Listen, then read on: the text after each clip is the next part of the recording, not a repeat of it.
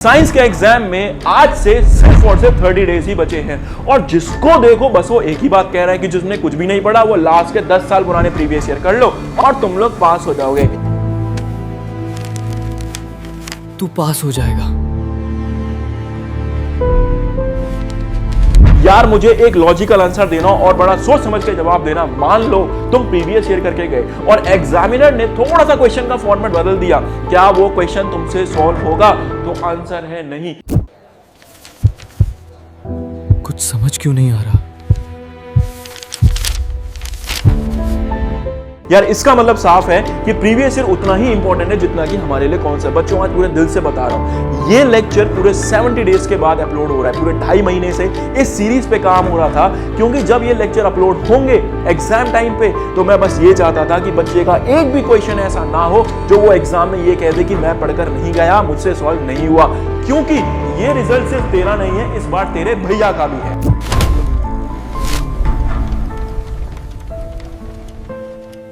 Hello नन्ही जान, कैसे हैं आप सब? तो मैं आपका अपना दीपक भैया एक बार फिर से आप सभी का वेलकम करता हूं बीएस शिक्षा केंद्र में। तो बच्चों आज हम कंटिन्यू करेंगे क्लास 10 की सीरीज का छठा चैप्टर जिसका नाम है हाउ डू ऑर्गेनिज्म रिप्रोड्यूस। बच्चे कैसे पैदा करते हैं वो तो तुम्हें पता है, मुझे बस टेक्निकल टर्म्स पता नहीं है। ठीक है, तो बच्चे पैदा करना सिखाते हैं आप लोगों को आज।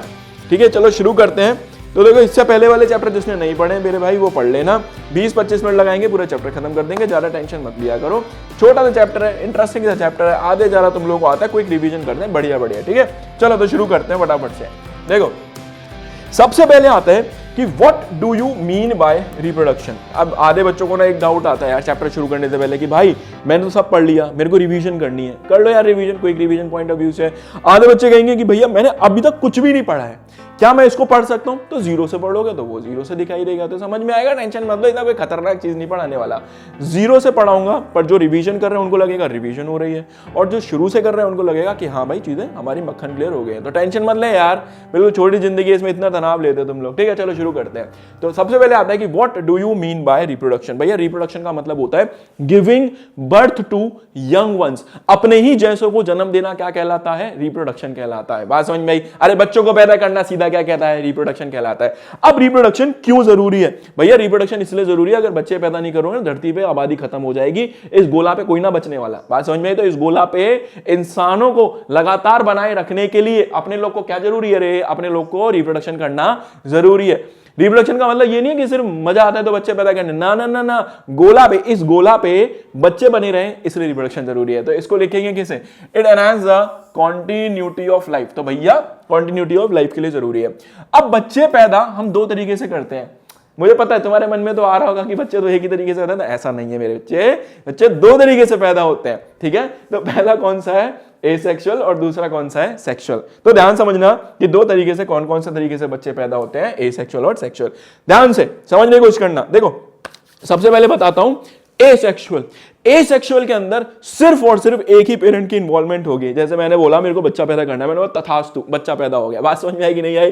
तो सिंगल पेरेंट से जब बच्चा पैदा हो जाएगा उस रिप्रोडक्शन को बोलेंगे एसेक्सुअल रिप्रोडक्शन। बात क्लियर है कि नहीं है? इसमें दो पेरेंट की जरूरत नहीं है, इसमें स्पर्म ओवम बनाने की जरूरत नहीं है। मैंने बोला कि मेरे को बच्चा पैदा करना है, मैंने यहां से एक नाखून निकाला, छिड़का, मैंने बोला ओम फट स्वाहा, बच्चा पैदा, ऐसा कुछ होने वाला है। इसको बोलेंगे एसेक्सुअल रिप्रोडक्शन। लेकिन सेक्सुअल के अंदर हमें एक दूसरे पार्टनर की इन्वॉल्वमेंट होने वाली है, वहां से हम ओवम लेंगे, यहां से हम स्पर्म रिलीज करेंगे, तब जाके बड़ा कॉम्प्लेक्स सा प्रोसेस होगा और जाके बच्चा पैदा होगा। समझ में आया कि नहीं आया? तो आज समझने की कोशिश करते हैं एसेक्सुअल रिप्रोडक्शन में क्या होता है। एसेक्सुअल रिप्रोडक्शन में सिर्फ और सिर्फ एक ही पेरेंट की इन्वॉल्वमेंट हो, यहां से नाखून निकाला, छिड़का, मंत्र मारा, बच्चा पैदा। समझ में आया?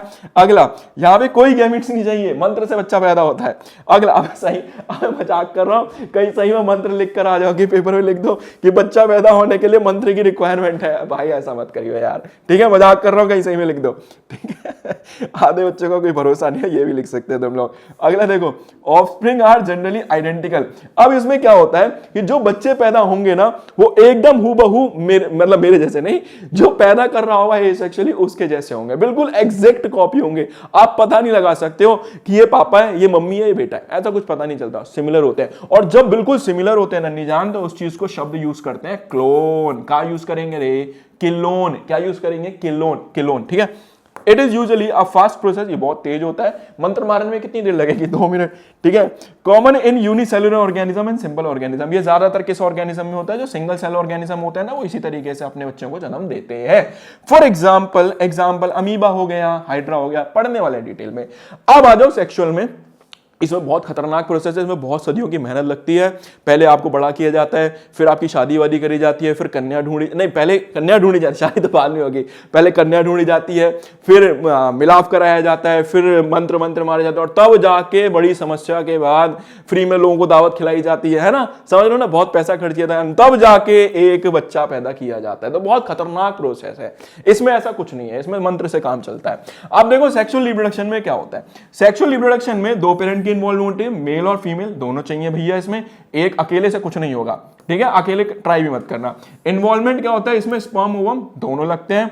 इसमें जो होगा बेटा, जो बच्चा होगा वो बिल्कुल हूबहू माँ बाप के जैसा दिखाई नहीं देगा, उससे थोड़ा सा अलग होगा, तो जेनेटिक वेरिएशन आती है। ये जो है बेटा थोड़ा स्लो प्रोसेस है, बहुत फास्ट नहीं होता, ठीक है। ये जो होता है मल्टी सेलुलर ऑर्गेनिज्म में लगता है। मल्टी सेल क्या होता है? जिनके अंदर 1 से ज्यादा सेल होते हैं। मेरी बॉडी में 1 से ज्यादा सेल है कि नहीं? तो मेरी बॉडी में लगेगा, अरे हम सबकी बॉडी में लगेगा। Example humans, dog, flowers and etcetera. तो यहाँ पे ये काम होता है। समझ में आया कि नहीं आया? बहुत बढ़िया।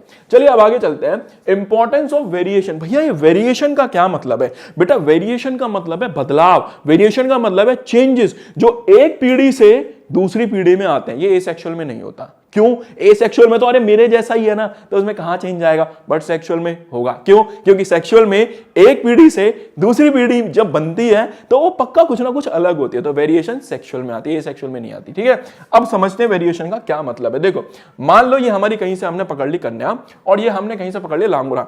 कन्या लांगुरा को बोलते हैं मेल, लांगुरा को बेसिकली मेल को लांगुरा बोला जाता है, ठीक है। तुमने सुना होगा ना, कन्या ही लांगुरा है, तो लांगुरा इज बेसिकली मेल, तो ये मेल है। अब जो आदमी होता है ना, जो मेल होता है, वो ठंडे स्वभाव का होता है। बात समझ में आ रही है? वहीं पर जो फीमेल होती है थोड़ी गर्म स्वभाव की होती है, थोड़ी समझ रहे हो ना, गर्म स्वभाव की। अब क्या हुआ कि जो मेल है ना, जो मेल है वो रहता है -35 के अंदर, वहीं पर जो हमारी कन्या जी हैं वो रहती हैं +50 डिग्री के अंदर। मेल ठंडे एनवायरनमेंट में रहता है, कूल होता है, लेकिन फीमेल थोड़ी गर्म होती है, तो वो कहां रहती है? दिमाग से गर्म होती है, तो वो कहां रहती है? थोड़े गर्म एनवायरनमेंट में रहती है। अब क्या हुआ? किसी तरीके से इनकी शादी कर दी गई, और जब शादी कर दी गई तो इनका जो बच्चा पैदा हुआ, उस बच्चे के अंदर ये दोनों कैरेक्टर आ गए। अब ये बच्चा सर्दी में भी रह सकता है और गर्मी में भी रह सकता है। इस फीमेल के साथ समस्या थी, ये सिर्फ गर्मी में रह सकती थी 50 डिग्री में, सर्दी वाला इसे झेलता नहीं। वहीं पर ये जो हमारा लांगुरा जी है, ये -35 में ठंडे एनवायरनमेंट में रह सकता है, गर्म एनवायरनमेंट में इसके बस की नहीं थी। तो जब इन दोनों ने बच्चा पैदा किया, वो बच्चा दोनों कंडीशन में सर्वाइव कर सकता है, तो यही है वेरिएशन। तो वेरिएशन से ना सर्वाइवल के चांसेस बढ़ जाते हैं अगली पीढ़ी में, इसलिए सेक्सुअल रिप्रोडक्शन करना बहुत ही मैंडेटरी है। तो याद रखना। समझ में आया कि भाई तुम्हें सभी समझ में आ रहा होगा, मैं तो बेकार ही ऐसे टाइम पास कर रहा हूं ना, तुम पहले ही समझ चुके हो। तो क्या करेगा? हेल्प इन सर्वाइवल, सर्वाइवल के चांस कर देगा। हेल्प इन इवोल्यूशन, विकास करेगा। जब बच्चा पैदा होगा तो जो नया बच्चा होगा उसमें कुछ विकसित होगा। विकसित का मतलब नहीं पिकाचू बन जाएगा, नहीं। विकसित का मतलब है उसमें कुछ नई चीजें डेवलप होंगी। ध्यान रखना, पिकाचू नहीं बनाना। अडेप्टेशन टू सराउंडिंग, वो क्या करेगा? वातावरण को अडेप्ट कर लेगा। समझ में आ रही है कि नहीं आ रही है? ओके। अगला क्या है? Provides immunity.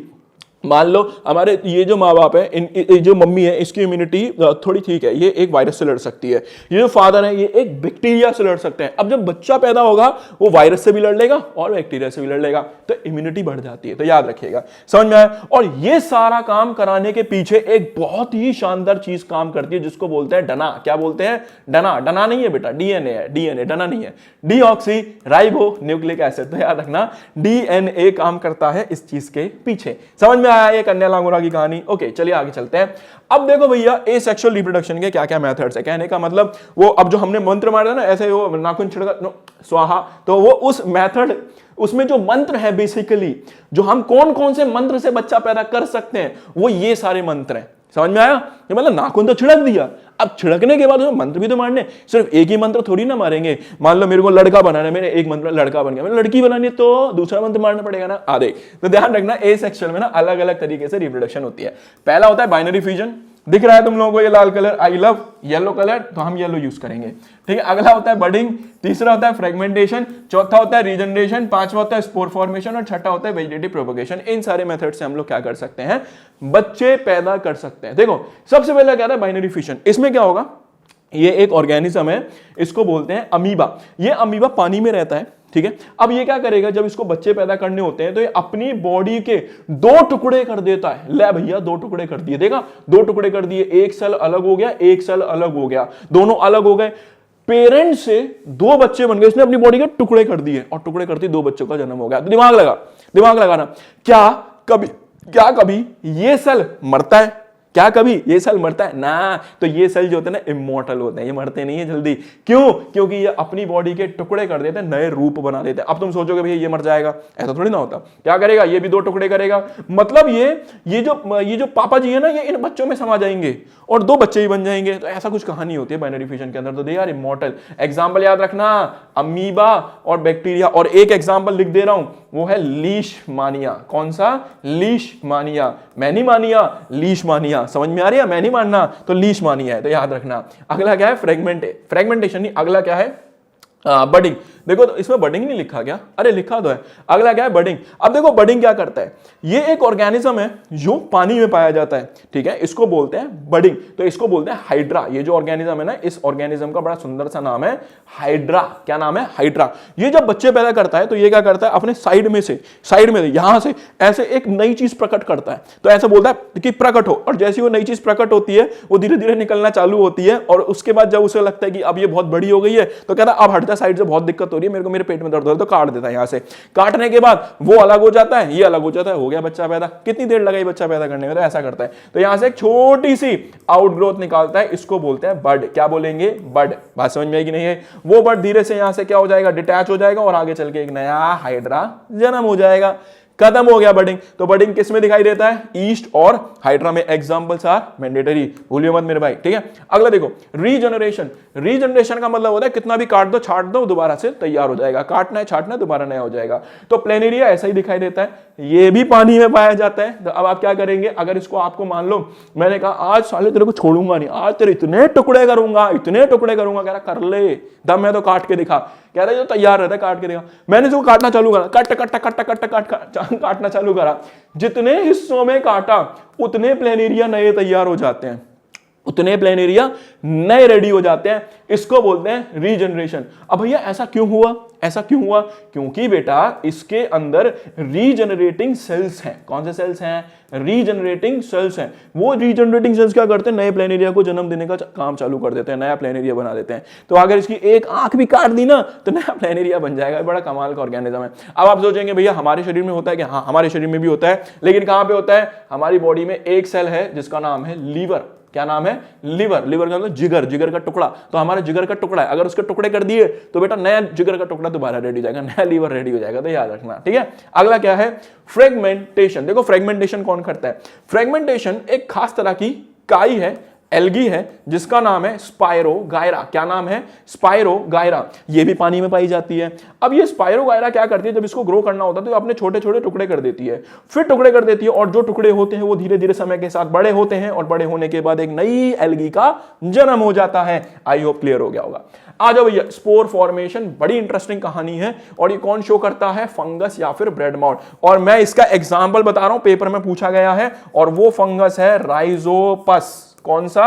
राइजोपस। अब देख भैया ये जो फंगस है ना, ये जो स्पोर है, ये काम कैसे करता है, इसकी स्टोरी सुनना। देखो होता क्या है, मान लो कहीं पे ये जो फंगस है ना, ये फंगस हर जगह है, एवरीवेयर। और इस फंगस को ग्रो करने के लिए सिर्फ 2 ही कंडीशन चाहिए होती हैं, एक गर्मी और एक नमी।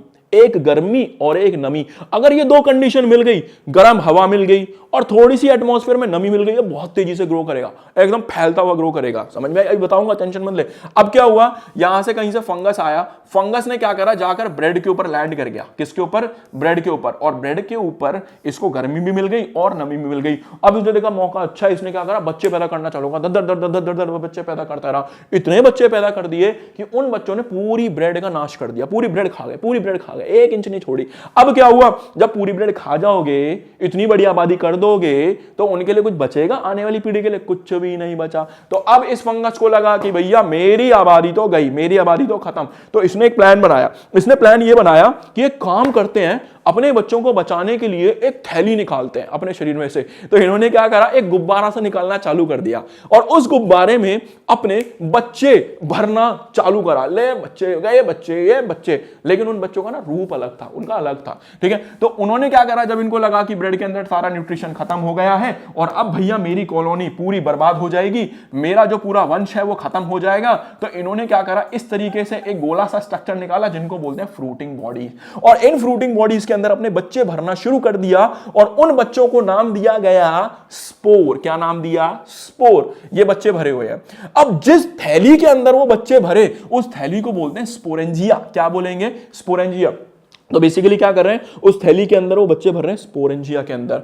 अब इनके पास दिमाग तो है नहीं, है ना, दिमाग तो है नहीं हमारी तरह। तो ये क्या करते हैं, भरते जाते हैं, भरते जाते हैं, भरते जाते हैं, भरते जाते हैं और इतना भर देते हैं कि स्पोरेंजिया एक टाइम पे आकर भम फट जाता है, भम से फट जाए। अब जब भम से फटेगा तो यहां से क्या होगा, जैसे ही भम से फटेगा ये स्पोर हवा में गिरेंगे, हवा में जाएंगे जाएंगे जाएंगे जाएंगे और जहां भी लैंड करेंगे, अगर वहां पे वार्म और ह्यूमिड कंडीशन मिल गई, गर्मी और नमी मिल गई, वहीं पे ग्रो करना चालू कर देगा और फिर से वापस से नया स्पोर बन गया, वापस से नया फंगस तैयार हो गया। बच गया नहीं बच गया? ये तो मर गए, ये तो मर जाएंगे, ठीक है, लेकिन अपनी आबादी को बचाने के लिए जहां भी लैंड करेंगे वहां पे इनकी आबादी दोबारा से जन्म हो जाएगी। तो इस तरीके से हमारा स्पोर फॉर्मेशन होता है। मजा आया नहीं आया? एग्जाम्पल कौन सा है? Rhizopus. Very very very very very important, भूलियो मत मेरे भाई, ठीक है। चलो भाई अगला चलता है।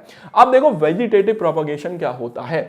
वेजिटेटिव प्रोपगेशन का मतलब है, ये 2 तरीके से करते हैं। पहला होता है आर्टिफिशियल और दूसरा होता है नेचुरल। देखो वेजिटेटिव प्रोपगेशन क्या होता है, प्लांट से ही प्लांट डेवलप हो जाना क्या कहलाता है? वेजिटेटिव प्रोपगेशन कहलाता है। लेकिन अब ये 2 तरीके से, पहला है नेचुरल और दूसरा है आर्टिफिशियल।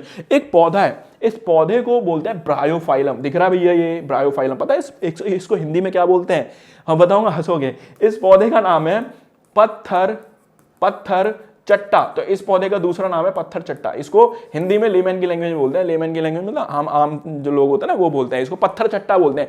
पत्थर चट्टा का मतलब क्या भैया? पत्थर को चाटता है। एग्जैक्टली, ये पत्थर को चाटता है। तो जब किसी को ना पेट में किडनी विडनी स्टोन हो जाते हैं, पेट में थोड़ी, पेट में किडनी स्टोन, अरे भाई साहब क्या पढ़ा रहा है यार, पेट में किडनी स्टोन नहीं भाई, गलत गलत गलत।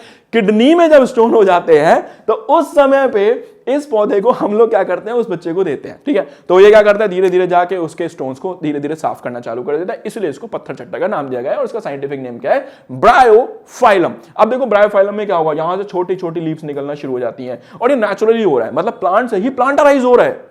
चमत्कार, समझ में आया? इसी को बोलते हैं natural vegetative propagation. But artificial propagation करने के लिए हमें 3 मेथड लगाने पड़ेंगे। सबसे पहले कटिंग, दूसरा लेयरिंग एंड तीसरा grafting. Very very very very very important method याद रखना, cutting, layering, grafting, cutting, layering, grafting, ठीक है। समझ में आया? बहुत बढ़िया। चलो आगे देखो, खत्म होने वाला, ज्यादा नहीं है।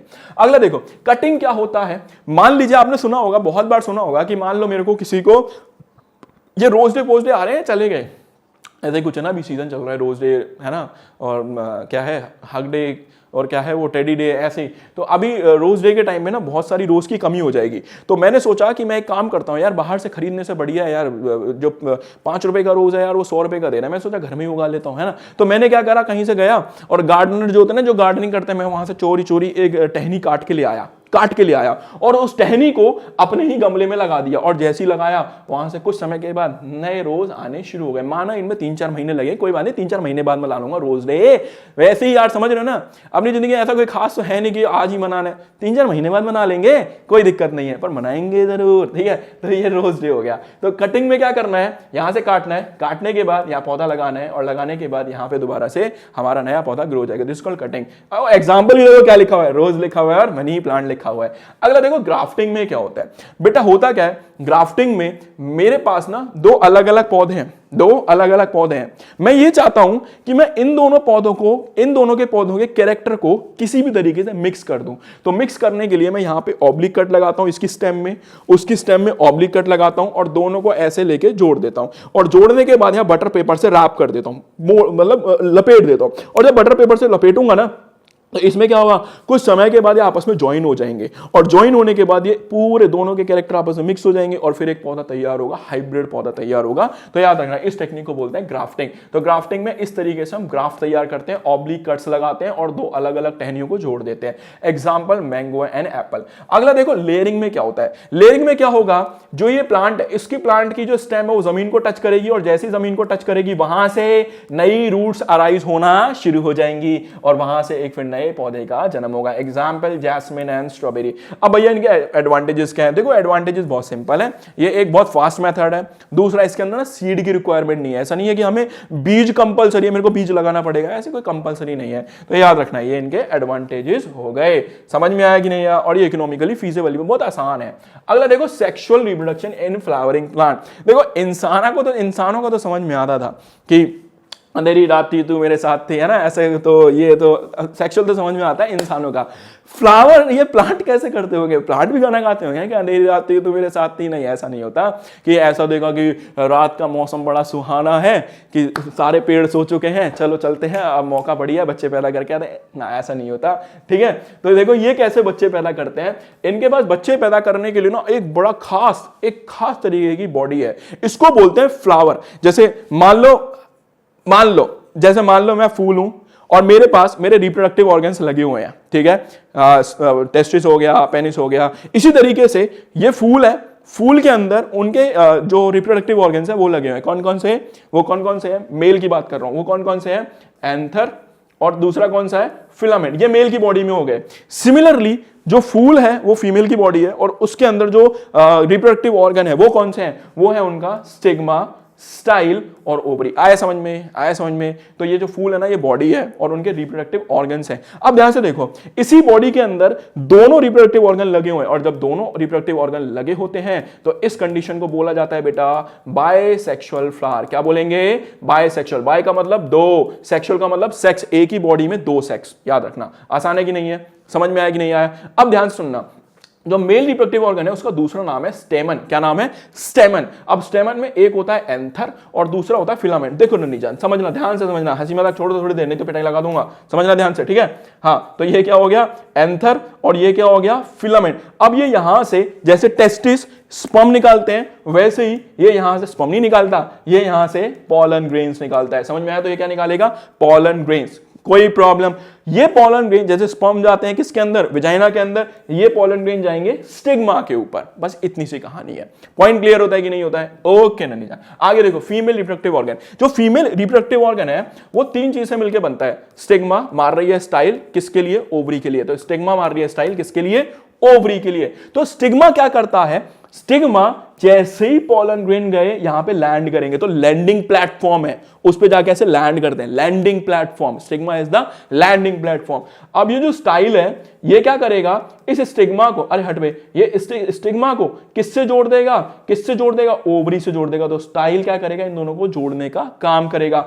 और ओवरी क्या है, ओवरी के अंदर एक बड़ी खास चीज छुपी हुई है जिसको बोलते हैं एग सेल। क्या छुपा हुआ है, एग सेल। समझ में आया क्या, तो यही तीन चीजें लिखी हैं, कंटेन ओव्यूल, फीमेल गैमीट या फिर एग सेल। उसके अंदर छुपा हुआ है जो पॉलन ग्रेन जाते हैं ना उसके साथ फ्यूज होगा। अब देखो पॉलिनेशन क्या होता है। पॉलिनेशन का मतलब है ये जो स्पर्म है इनको ट्रांसफर करना है, ये जो पॉलन ग्रेन है इनको ट्रांसफर करना है, इसी को बोलते हैं पॉलिनेशन। तो पॉलिनेशन का डेफिनेशन क्या लिखना है तुम लोगों को, पॉलिनेशन का मतलब है transfer of pollen grain from anther to stigma is known as pollination। समझ में आया पॉलिनेशन का क्या मतलब। अब पॉलिनेशन ऐसा नहीं है कि डायरेक्ट चली जाएगी, पॉलिनेशन के भी दो अलग अलग मेथड्स हैं। कौन कौन सा है, पहला सेल्फ पॉलिनेशन, पहला कौन सा है, सेल्फ पॉलिनेशन। दूसरा कौन सा है, क्रॉस पॉलिनेशन। देखो ध्यान से, अगर ये दोनों आसपास हुए तो यहां से चुपचाप चले जाएंगे, इस कंडीशन को बोलते हैं सेल्फ पॉलिनेशन।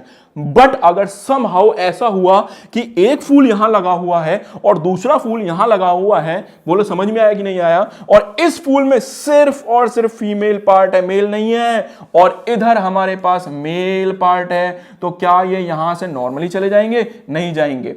इस तरह की पॉलिनेशन को बोलेंगे क्रॉस पॉलिनेशन। तो क्रॉस पॉलिनेशन दो डिफरेंट फ्लावर्स के बीच में होता है और ये नॉर्मली नहीं हो सकता। इनको करने के लिए कुछ स्पेशल चीज की रिक्वायरमेंट होती है जिनको बोलते हैं एजेंट्स। अब वो एजेंट्स कौन होंगे? हो सकता है वो एजेंट्स हो हमारी हनी बी। तो हनी बी क्या करती है, इस फूल पर जाएगी, भिन भिन भिन भिन भिन भिन करती हुई, जैसे भिन भिन करेगी इसके ऊपर ऐसे घूमेगी घूमेगी शहद के लिए, और जब घूमेगी तो यहां से उसके पैरों में चिपक जाएंगे पॉलन ग्रेन्स। क्या चिपक जाएंगे? Pollen grain. अब जब पॉलन ग्रेन्स चिपक गए, फिर भिन भिन भिन भिन भिन भिन करती हुई कहां पे आ गई? फिर आ गई यहां पे आ गई, यहां पे जैसी आएगी फिर शहद के लिए तरसेगी, ऐसे घूमेगी घूमेगी और पॉलन ग्रेन छोड़ देगी। हो गया ट्रांसफर। समझ में आया? तो सेल्फ पॉलिनेशन में एक ही फूल में हो जाएगा और क्रॉस पॉलिनेशन में दो अलग अलग फूल लगने वाले हैं। आसान है कि नहीं है? बहुत बढ़िया। अभी देखो हट भाई, अबे कितना चला गया? ओके, अभी देखो अगला टॉपिक क्या है? Fertilisation and double fertilisation. Very very very important, एक बार फिर से इंपॉर्टेंट है। ये थोड़ा सा एनसीईआरटी से आउट है बट पेपर में दे देते हैं, तो देखना ध्यान से इसको कैसे समझना है। पूरे होश में सुनना, पूरे होश में, ठीक है? पॉलिनेशन हो गई, एंथर से पॉलन ग्रेन निकल के सिग्मा पे आ गया। अब जैसे ही बेटा स्टिग्मा पे आता है, ये हो गया स्टिग्मा, ये हो गई स्टाइल, और ये हो गया ओवरी।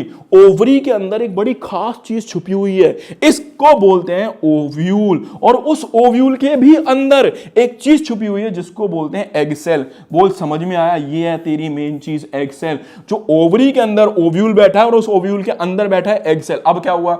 जैसे ये पॉलन ग्रेन आया, पॉलन ट्यूब निकली, ये एक चीज निकालता है, इसको बोलते हैं पॉलन ट्यूब। क्या निकालता है? Pollen tube. तो ये पॉलन ट्यूब ऐसे घूमती है और ये खाच से इसके साथ जाके मिल जाती है। तो ध्यान से सुनना, मान लो कि ये पॉलन ग्रेन एन क्रोमोसोम लेके आया। कितने? N chromosome. और एग सेल के पास भी कितने क्रोमोसोम है? N chromosome. तो देखो ध्यान से देखना, यहां पे क्या लगा हुआ है? Egg cell. एग सेल के पास कितने क्रोमोसोम है? एन।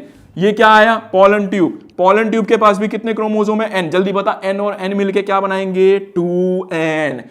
एन और एन जोड़ना नहीं है ना, लगाऊंगा चपाट बेटा। एन प्लस एन कितना होता है? 2n। तो यहां भी एन क्रोमोसोम थे, ये भी एन क्रोमोसोम लेके आया, जैसे ही फ्यूज हुए बन गया 2n, और 2n बनते ही बन जाता है जाइगोट। क्या बन जाता है? जाइगोट। समझ में आया? और प्रक्रिया स्टार्ट। बताऊंगा क्या प्रक्रिया स्टार्ट होगी, ठीक है? तो वो प्रक्रिया बताता हूं। अभी कहानी खत्म नहीं हुई। अब क्या हुआ? ये जो पॉलन ग्रेन था, ये एक ट्यूब नहीं निकालता, ये दो ट्यूब से निकालता है। तो इसने दूसरी ट्यूब छोड़ी, कह रहा बेटा मजा नहीं आ रहा, दूसरी ट्यूब छोड़ता हूं, रुक जा। इसने दूसरी ट्यूब छोड़ी, भिड़ गया। अब सुनो, ये भी एन क्रोमोसोम लेके आया। बेटा एक पे थे एन, तो दो पे कितने होंगे? यहां पे, यहां पहले से ही 2n थे, एन और एन। समझ में आया? अब ये भैया क्या है? ये एन, ये एन क्रोमोसोम्स हैं, एन क्रोमोसोम्स हैं। जैसे इसके पास सिंगल के पास एन है, सिंगल के पास एन, सिंगल के पास एन, तो दोनों के पास कितने हो गए? 2n। और ऊपर से एक एन और आ गया। दिमाग लगा। टफ है मैं मानता हूं, पर थोड़ा सोचेगा समझ में आएगा। पोलर न्यूक्लियर, इनको बोलते हैं पोलर न्यूक्लियर। एन और एन कितने हो गए? 2n। ये क्या है? Pollen tube. ये जो ऊपर से आ रही है, क्या लेकर आ रही है? एन क्रोमोसोम लेकर आ रही है। 2n और n मिलके क्या बनाएगा? 3n। और जैसे ही 3n बनेगा, क्या बनना चालू हो जाएगा? एंडोस्पर्म। कहानी शुरू होती है अब सुनो, ये क्या करेगा? ये नीचे वाला तो बनाएगा जाइगोट, बच्चा। क्या बनाएगा? बच्चा। और उस बच्चे को बढ़ने के लिए न्यूट्रिशन चाहिए, ताकत चाहिए। तो वो ताकत कौन देगा? एंडोस्पर्म देगा कि ले ताकत, देता रहेगा, बच्चा बढ़ता रहेगा। अब तुम सोच रहे होगे बच्चा बढ़ेगा क्या? कौन सा बच्चा होगा? इंसान का बच्चा होगा, हाथी का बच्चा होगा, जिराफ का बच्चा होगा क्या? कौन सा बच्चा होगा? तो बच्चा होगा इसमें फ्रूट, आम, सेब, केला, ऐसी चीजें बनती हैं, ठीक है? देखो ध्यान से। तो जैसे ही ये काम होने वाला है, ये काम होते ही ये जो तुम्हें ओवरी दिख रही है, ये तो बनाना चालू कर देगी। ये क्या बनाना चालू कर देगी? फ्रूट। क्या बनाना चालू कर देगी? फ्रूट, फल बनना चालू होगा। और ये जो इसके अंदर वाला हिस्सा है, ये ओव्यूल तुरंत क्या बनाना चालू कर देगा? सीड। बोल समझ में आया? अब ध्यान से, एक बार फर्टिलाइजेशन यहां हुई, इसलिए इस कंडीशन को बोला डबल फर्टिलाइजेशन। क्या यहां पर दो पहले से और एक ऊपर से आके और मिला, इस कंडीशन को बोलते हैं ट्रिपल फ्यूजन। क्या बोलेंगे? Triple fusion. बोल समझ में आया? डबल फर्टिलाइजेशन और ट्रिपल फ्यूजन खतरनाक नहीं है? पेशेंसली सुनना यार, मजा आ जाएगा, सच्ची बता रहा हूं, बहुत आसान है, बहुत आसान है। अगर एक बार सुनोगे ना ध्यान से समझ में आ जाएगा। दोबारा रिकैप करता हूं। पोलन ग्रेन आया, हमेशा 2 पोलन ट्यूब निकालता है, एक जाके घुस जाती है किसमें, एक सेल में, दूसरी जाके घुस जाती है किसमें, पोलर न्यूक्लियाई में। पोलर न्यूक्लियाई में घुसते ही क्या बन जाता है, एंडोस्पर्म, और यहां घुसते ही क्या बन जाता है, जाइगोट, और जाइगोट का मतलब ओवरी बनाएगा फ्रूट, और ओव्यूल बनाएगा सीड। समझ में आया। फर्टिलाइजेशन 2 बार हुई, this is called double fertilisation, और यहां पे पोलर न्यूक्लियाई के साथ 3 चीजें घुसी हैं एक साथ, this is called triple fusion. देख लो बेटा, फर्टिलाइजेशन और ट्रिपल फर्टिलाइजेशन यही लिखा हुआ है, ठीक है, बहुत प्यारे तरीके से समझा दिया। अगला आता है ह्यूमन रिप्रोडक्शन के बारे में समझते हैं। देखो ह्यूमन रिप्रोडक्शन में क्या होता है, तो ह्यूमन रिप्रोडक्शन में सबसे अहम चीज की रिक्वायरमेंट होती है बच्चा पैदा करने के लिए, जे वाली, ठीक है। तो जे चीज है जिसके थ्रू बच्चा ही पैदा हो सकता है, इसके बिना बच्चा पैदा नहीं हो सकता, असंभव, ठीक है। आओ देखो, अब ध्यान सुनना, होता क्या है, इनको बोलते हैं टेस्टिस। क्या बोलेंगे, टेस्टिस। टेस्टिस क्या करते हैं, स्पर्म बनाते हैं, स्पर्म। अब ये स्पर्म निकले निकले निकले निकले यहां पे, इस हिस्से को बोलते हैं एपिडिडमिस। क्या बोलेंगे, एपिडिडमिस। और स्पर्म ये नहीं है कि बनते ही तुरंत बाहर आ गए ना, ऐसा नहीं होता। स्पर्म बनने के बाद एक जगह पे जाते हैं, वहां पे वेट करते हैं, लंबे समय तक वेट करते हैं, और उस हिस्से को बोलते हैं एपिडिडमिस। समझ में आया एपिडिडमिस क्या है। अब एपिडिडमिस से होता हुआ ये जो हमारे पास वास डिफरेंस है, एक ए लेके आया, ए लेके आया, ए लेके आया, यहां छोड़ दिया लाके, स्पर्म आ गए यहां पे। अब उस स्पर्म में ये जो ग्लैंड्स है, सेमिनल वेसिकल, कुछ चीजें मिलाएंगे। तो इसमें ये मिलाएगा कैल्शियम, फ्रक्टोज, ये सारी चीजें मिलाएगा। तो ध्यान रखना क्या मिलाएगा, शुगर। शुगर का मतलब पता है क्या होता है, चीनी नहीं है कि स्पर्म में चीनी मिला दी और स्पर्म मीठा हो गया, ऐसा नहीं होता। तो ध्यान रखना, इसमें क्या मिलाता है, ग्लूकोज और फ्रक्टोज मिलाया, चीनी नहीं मिलाता, चीनी नहीं मिलाता। ऐसा नहीं है कि वो चीनी ग्राइंड करके मिला दिया। बहुत इंटेलिजेंट बच्चे हो, प्लीज ऐसा मत करना, ठीक है। चीनी नहीं मिलाना, मेरे भाई रिक्वेस्ट कर रहा हूं मैं तुम लोगों से, नन्ही से रिक्वेस्ट कर रहा हूं, नन्ही जान से, ठीक है, कि चीनी लिख दो पेपर में, कि मैडम पूछेगी कि बताओ वास डिफेंस से क्या निकल कर आया, वास डिफेंस से निकल ना, वो मैम बोलेगी कि हाँ वास डिफेंस दो, वास डिफेंस से क्या निकल कर आया, बालक बोलेगा भैया स्पर्म, फिर बोलेगी बता सेमिनल वेसिकल ने निकला, बच्चा बोलेगा मैम चीनी। किसने पढ़ाया, दीपक भैया ने, है ना। हाँ, तो चीनी नहीं होती है, क्या होता है, क्या होता है, शुगर होता है। अब क्या हुआ, जैसे ही यहां पर स्पर्म आए, उसके अंदर इसने क्या मिलाया, ग्लूकोज ऐड कर दिया। अब नीचे क्या लगा हुआ है, ये लगा हुआ है प्रोस्टेट। क्या लगा हुआ है, प्रोस्टेट। तो प्रोस्टेट क्या काम करेगा, बेटा, ये एल्कलाइन फ्लूइड सिक्रीट करेगा। ये इसके अंदर एक चीज और मिलाएगा, वो मिलाएगा बेस। क्या मिलाएगा, बेस। क्यों मिला रहा है बेस, क्योंकि जब स्पर्म यहां से इस रास्ते से बाहर आएंगे और फीमेल के अंदर जाएंगे, तो फीमेल का वेजाइना एसिडिक होता है, एसिड होता है, वो स्पर्म को जाते ही मारना चालू कर देता है। तो स्पर्म अगर मर गए तो बच्चा कैसे पैदा होगा। तो उस चीज को बचाने के लिए इसने क्या मिलाया, इसमें बेस मिला दिया, अल्कलाइन नेचर कर दिया। समझ गया, बहुत बढ़िया। क्या प्रोस्टेट का काम क्लियर हो गया। अगला, ये बल्बोयूरेथ्रल ग्लैंड क्या करता है, बल्बोयूरेथ्रल ग्लैंड क्या करेगा, स्पर्म यहां से प्यारे तरीके से पास हो जाए, इसलिए इसको साफ करेगा और इसको ल्यूब्रिकेट करेगा, ऑयलिंग करेगा, ताकि स्पर्म यहां से झन्ने से भन्न हो जाए। समझ में आया। तो यहां से क्या हो जाए, झन्ने से और भन्न हो जाए। तो याद रखना ये सारा काम करता है। उसके बाद जब ये तीनों चीजें मिल जाती हैं, ये तीनों चीजें मिलके काम कर लेती हैं, फिर वो स्पर्म नहीं रहता। अब स्पर्म के अंदर ये तीनों चीजें मिल जाती हैं, इनको बोलते हैं सेमिनल फ्लूइड, और ये तीनों चीजें मिलके बनाती हैं सीमन। क्या बनाती हैं, सीमन। तो यहां से स्पर्म बाहर नहीं आते हैं, यहां से क्या बाहर आता है, सीमन बाहर आता है। अगर ये तीनों चीजें काम ना करें तो केवल अकेला स्पर्म बच्चा पैदा नहीं कर सकता। क्या ये क्लियर हो गया, आसान था कि नहीं था। यूरेथ्रा क्या होता है, एक ट्यूब होती है जिससे यूरिन और स्पर्म पास होते हैं। चलिए भैया आगे चलते हैं, खत्म हो गया। अगला देखो, फीमेल रिप्रोडक्टिव ऑर्गन क्या होता है। यह हिस्सा फीमेल के शरीर के अंदर होता है, बाहर नहीं होता। कहीं ऐसे सोचो ये बाहर होता है, नाना शरीर के अंदर होता है, ठीक है। वो वाला हिस्सा शरीर के बाहर है, ठीक है। अगला देखो क्या होता है, तो यहां से क्या हुआ, ये फीमेल के पास है ओवरी। क्या लगी हुई है, ओवरी हर महीने एक चीज बनाती है जिसको बोलते हैं ओवम। अब ये ओवम लपक के कहां जाता है, फेलोपियन ट्यूब में।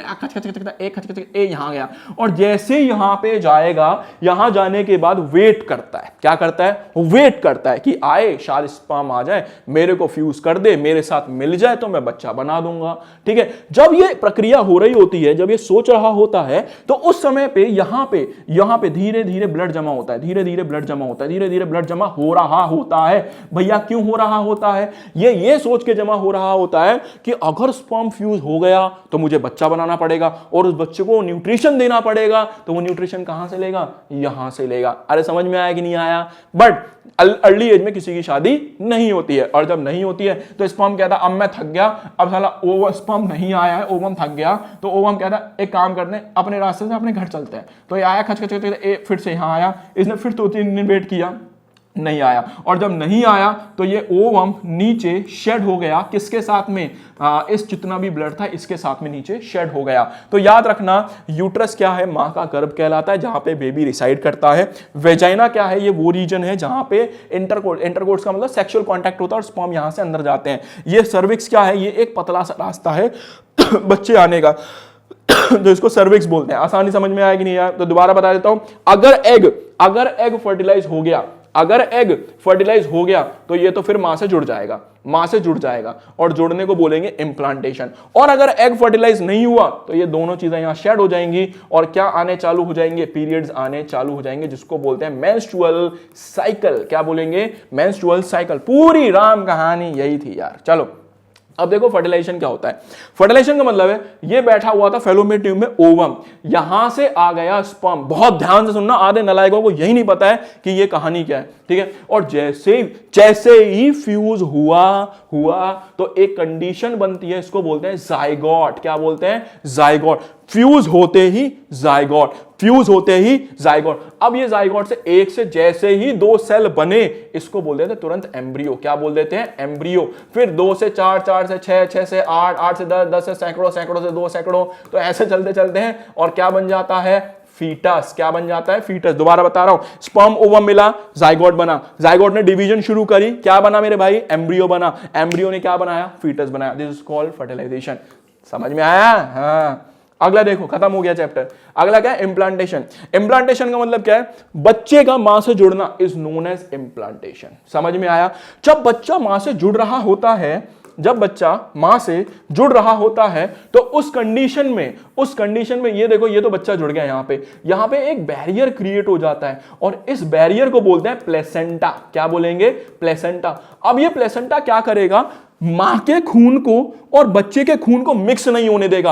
अगर मिक्स हो गया ना मेरे भाई, तो पता है क्या करेगी? मां डोमिनेंट है, मां ताकतवर है, बच्चे का ब्लड ग्रुप अलग है, मां का ब्लड ग्रुप अलग है। मां क्या करेगी? कहेगी बच्चे को मारो, अंदर ही अंदर, ना चाहते हुए भी उसका शरीर उस बच्चे को मार देगा अंदर ही अंदर। तो ऐसी कंडीशन हो जाती है। इसलिए भगवान को पता था कि शरीर में ऐसा एरर हो सकता है, तो भगवान ने क्या बना दिया? प्लेसेंटा बना दिया कि ऐसी गलती ना हो जाए। दूसरा, मां को पता था कि जब बच्चा पेट में होगा तो उसको मुझे ताकत देनी है, उसको काम की चीजें देनी है, हार्मोन्स देनी है, इसलिए प्लेसेंटा बनाई। हार्मोन्स देने का काम करेगी, न्यूट्रिशन देने का काम करेगा ये प्लेसेंटा। तो याद रखना, ये बहुत सारी चीजों में रोल प्ले करेगा। समझ में आया? न्यूट्रिशन देगा, दूसरा ऑक्सीजन सप्लाई करेगा, वेस्ट रिमूव करेगा, तीसरा हार्मोन करेगा, और पांचवा एक्ट ऐसा बैरियर करेगा, ब्लड को मिक्स नहीं होने देगा। अगर हो गया ना बेटा, खतरनाक कंडीशन आ जाती है, बहुत खतरनाक। अब मैं ये तुम्हें समझा चुका हूं What happen is egg is not fertilized। अगर एग फर्टिलाइज हो गया, स्पर्म से ओवम मिल गया, तो क्या बन जाएगा? प्रेगनेंसी।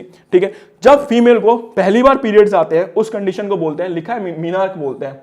क्या बोलेंगे? मीनार्क। मैंने लिखा नहीं है शायद, बता देता हूं। जब पहली बार फीमेल को पीरियड्स आते हैं, उस कंडीशन को बोलते हैं मीनार्क। अगर ये फर्टिलाइज हो गया तो हमारी फीमेल प्रेग्नेंट हो जाएगी, और फीमेल को जो पहली बार पीरियड्स आते हैं उसको मीनार्क बोलते हैं।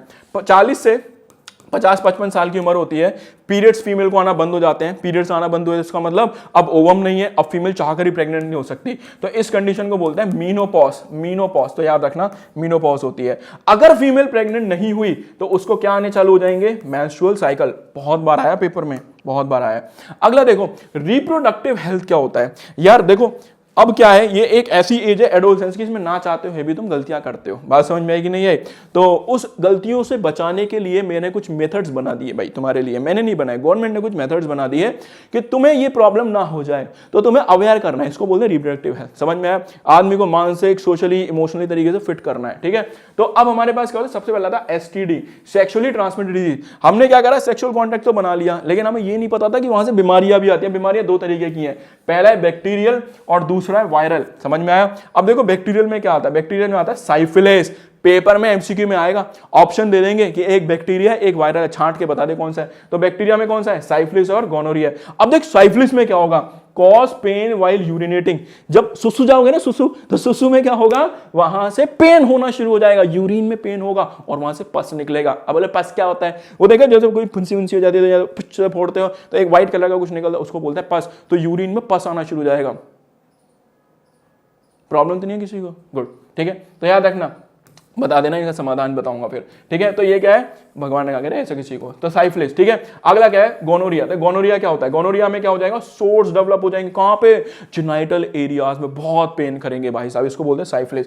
अगला देखो एचआईवी क्या होता है। एचआईवी का मतलब है human immuno virus, human immuno virus. ध्यान सुनना, एचआईवी क्या है, human immuno virus, human immuno virus. और ये एक प्रॉब्लम करता है जिसको बोलते हैं एड्स। तो ये एक वायरस है जो एड्स नाम की बीमारी करता है। और एड्स का फुल फॉर्म क्या है, एक्वायर इम्यूनो डेफिशिएंसी। ए भाई मैं बोलता तेजू, लिखता दे रहा हूं, डेफिशिएंसी सिंड्रोम। क्या मतलब है इसका, आधे लिख रहा हूं, आधे शब्द खा गया। क्या मतलब है इसका, जैसे ही शरीर में एचआईवी आया, उसने क्या करा, शरीर की इम्यूनिटी को धीरे धीरे मारना शुरू कर दिया। अभी क्या है, मान लो कि मैं थोड़ा सा कहीं बीमार हो गया तो मेरा शरीर उससे तुरंत लड़ लेगा, मेरे को 10-5 दिन में ठीक हो जाता हूं। लेकिन अगर ये वायरस मेरे शरीर में आ गया ना गलती से, तो भाई साहब धीरे धीरे शरीर की इम्यूनिटी जाने लगेगी और आने वाले समय मान लो अगर गलती से कहीं कट भी लग गया और कोई इन्फेक्शन हो गया, उसी से मौत हो जाएगी। इसको बोलते हैं एचआईवी। समझ में आया? एचआईवी के नाम देखते सबसे पहले ना की करने लग जाते हो। अबे एचआईवी वो नहीं है, हाँ सीधे सीधे दिमाग में गंदी चीजें आ रही है तुम लोग बाप गलाए कहीं के, ठीक है। गंदी चीजें मत सोचा करो, अच्छी चीजें भी सोचा करो, तो ध्यान रखना, ठीक है। क्या करे भैया, आप क्या ही कर सकते हैं, दिमाग है तो दिमाग है ही, क्या करें, ठीक है। अब देखो जेनाइटल हर्पीज क्या होता है। जेनाइटल हर्पीज का मतलब क्या होता है, वायरल एसटीडी जिसको कॉल्ड ब्लिस्टर्स। ब्लिस्टर्स में क्या होगा, छोटे छोटे छाले हो जाएंगे। कहां पे जेनाइटल, ये सोच के देखो कैसा लगेगा, ठीक है। इमेजिन करो द सिचुएशन। अब देखो कॉन्ट्रासेप्शन मेथड। देखो भैया सेक्सुअल कॉन्टैक्ट तो नहीं रोक सकते, बात समझ में आई। हम ये काम तो करेंगे क्योंकि ये हमारा जन्म सिद्ध अधिकार है, भगवान ने हमारे दिमाग में ऐसा प्रोग्राम फिट कर दिया है। मैं ना चाहकर, मैं अब साधु महात्मा तो हूं नहीं कि मैं इतनी तपस्या करूंगा और इस चीज को कंट्रोल कर लूं, ऐसा हो नहीं सकता। तो हमने क्या करा कि बच्चे गलती से इस एज में गलत चीजों में ना चले जाएं, गलत उसमें ना चले जाएं कि उनसे कहीं प्रेगनेंसी हो जाए, तो उससे बचने के लिए तो हमने कुछ उपाय बना दिए। कौन कौन से हैं, बैरियर्स हैं, हार्मोनल है, ये है सर्जिकल है। देखो सबसे पहला क्या आता है, बैरियर। बैरियर में 2 चीजें आती हैं, मेल कॉन्डम और फीमेल कॉन्डम। तो इसको क्या करते हैं, इसको लगाने के लिए किसी डॉक्टर की रिक्वायरमेंट नहीं होती है कि कहीं जाओ डॉक्टर साहब कॉन्डम लगा दो, ऐसा नहीं होता है। तो आपको लगाने के लिए सेल्फ इंसर्टेड होता है, आप सेल्फ लगा सकते हैं, ठीक है। इसमें क्या करना है, यहां पे मेल क्या करेगा, इसको वॉर करेगा, पहनेगा अपने पेनिस के ऊपर, और फिर इसमें आगे की तरफ यहां पे स्पर्म इकट्ठा हो जाते हैं, फिर इसको ऐसे फेंक के डिस्चार्ज कर देते हैं। फीमेल में क्या होता है, ये फीमेल इंसर्ट करती है, सेल्फ इंसर्टेड है ना, डॉक्टर की रिक्वायरमेंट इसमें भी नहीं होती है। मेल को क्या करना है, जब पेनिस इंसर्ट करना है वो यहां से इंसर्ट करना है, स्पर्म रिलीज यहां पे होंगे, इसको क्या करेगा, ऐसे बाहर निकालेगी फीमेल और वापस से थ्रो कर देगी। तो ये सेल्फ इंसर्टेड है, बेस्ट मेथड है, बट इसमें 90% सक्सेस है और 10% फेल है। आप कहोगे फेल क्यों है, मान ले तेरा कॉन्डम फटा हुआ निकल गया, किस्मत में तो छेद था ही था, कॉन्डम में भी छेद आ गया, ठीक है। तो यहाँ पे ये प्रॉब्लम हो सकती है, तो ध्यान रखना, ये बैरियर मेथड के साथ एक बहुत बड़ी समस्या है। अगला देखो हार्मोनल मेथड क्या होता है। हार्मोनल मेथड में क्या करेंगे, ओरल कॉन्ट्रासेप्टिव, खाने की दवाइयां देंगे, हार्मोनल पैचेस देंगे, इंजेक्शंस लगाएंगे और इंप्लांट्स लगाएंगे। मान लो कोई कपल है, वो चाहते हैं कि मैंने शादी हो गई लेकिन मैं 5 से 7 साल के लिए अभी बच्चा पैदा नहीं करना चाहता, तो हम क्या करते हैं, उनको इस तरीके से स्टिक्स लेते हैं, ठीक है, इनको इंप्लांट्स बोलते हैं। सर्जरी करते हैं छोटी सी, या तो यहां लगा देंगे, या पैर नहीं दिखा पा रहा हूं मैं, नीचे एंकल में लगा देंगे। अब ये धीरे धीरे केमिकल छोड़ते रहेंगे, 5 से 7 साल के लिए प्रेगनेंसी भूल जाओ, कोई प्रॉब्लम नहीं है। अब आप इसको रिमूव कराना चाहो तो रिमूव भी करा सकते हो, छोटी सर्जरी करनी पड़ती है लेकिन इसमें, तो ये डॉक्टर की मदद से लगता है, इसमें सर्जरी करनी पड़ेगी। अगला क्या है, इंट्रा यूट्राइन डिवाइसेस। ये डिवाइस क्या करते हैं, ये यूट्रस में लगाए जाते हैं और ये भी 5 से 7 साल के लिए प्रेगनेंसी को बुला देते हैं। कैसे, मान लो ये हमारी फीमेल का पार्ट हो गया, ये मेथड फीमेल के लिए है, वो दोनों के लिए है। इसमें क्या करेंगे, ऐसे कॉपर टी लगा देंगे और यहाँ पे इसके थ्रेड्स होते हैं जो लटक रहे होते हैं नीचे की तरफ। अब जैसे यहाँ से स्पर्म आएगा, ये स्पर्म मूव करके यहाँ जाता है ना, तो स्पर्म की मोटिलिटी को खत्म कर देंगे, स्पर्म के भागने की क्षमता को खत्म कर देंगे। क्या, रुक जा बेटा, थम जा, तो ये वहीं खत्म कर देंगे, स्पर्म को आगे नहीं बढ़ने देंगे। तो ये ऐसे काम करता है copper T. Copper ion sign जो है स्पर्म की मोटिलिटी को मार देंगे। अगला है सर्जिकल। सर्जिकल में क्या होता है, इसमें सर्जरी की जाती है, ठीक है। सर्जरी में क्या करते हैं, यहां 2 कट्स मारते हैं, ऐसे बाहर निकालते हैं, खट खट खट और अंदर डाल देते हैं। अब चाह कर भी बच्चा पैदा नहीं होगा। तो देखो फीमेल में अगर हमें करना है तो फीमेल में ट्यूब होती है ना, फैलोपियन ट्यूब, तो इसको बोलते हैं ट्यूबेक्टोमी, फीमेल में करी जाती है। मेल में होती है वास डिफेंस, तो इसको बोलते हैं वैसेक्टोमी, ये मेल में करी जाती है। क्या करते हैं, ये जो फीमेल है, ये जो फैलोपियन ट्यूब है, यहां पे एक कट मारेंगे डॉक्टर, एक कट यहां पे मारेंगे, एक कट यहां पे मारेंगे, एक कट यहां मारेंगे। अब देखो आइए male female, sorry male male male vas deferens है ये, ठीक है। तो यहां से क्या होगा, जैसे स्पर्म आएंगे वो यहीं रुक जाएंगे, अब आगे नहीं जा पाएंगे। तो इसको करने के लिए हमें किसकी रिक्वायरमेंट होती है, एक्सपर्ट डॉक्टर और नर्सेस की रिक्वायरमेंट होती है। और इसमें हम क्या करते हैं, सर्जरी करते हैं। और जय माता दी, चैप्टर हो गया खत्म। अब दांत दिखाने की जरूरत नहीं है बेटा, जाके पढ़ाई करो, नहीं तो बहुत पिटाई करूंगा तुम लोगों की। बात समझ में, पेपर आ गया, 6ठा चैप्टर हमने करा दिया है। अब हम करेंगे इसके बाद नया चैप्टर। बता दो मेरे को फटाफट कमेंट सेक्शन में कौन सा चैप्टर करना है। लाइट की डिमांड आ रही है। एक्चुअल में प्रॉब्लम मैं बता देता हूं भैया, लाइट में क्या हुआ था, ठीक है। लाइट थोड़ा सा लेंदी चैप्टर है, उसका इस तरीके से वन शॉट या रिवीजन कराना बहुत मुश्किल है। मजाक नहीं कर रहा हूं, कराया जा सकता है, कराया जा सकता है, लेकिन जो बच्चा 0 से पढ़ेगा उसके लिए बहुत बड़ी प्रॉब्लम आ रही है। मैंने बीच में रिकॉर्ड करा भी था, लेकिन फिर मुझे लगा कि यार ये वन शॉट की तरह काम नहीं करेगा, बच्चों को समझ नहीं आएगा। जिन्होंने पढ़ा उनको तो समझ में आ जाएगा, लेकिन जो 0 से पढ़ेंगे उनको नहीं आएगा।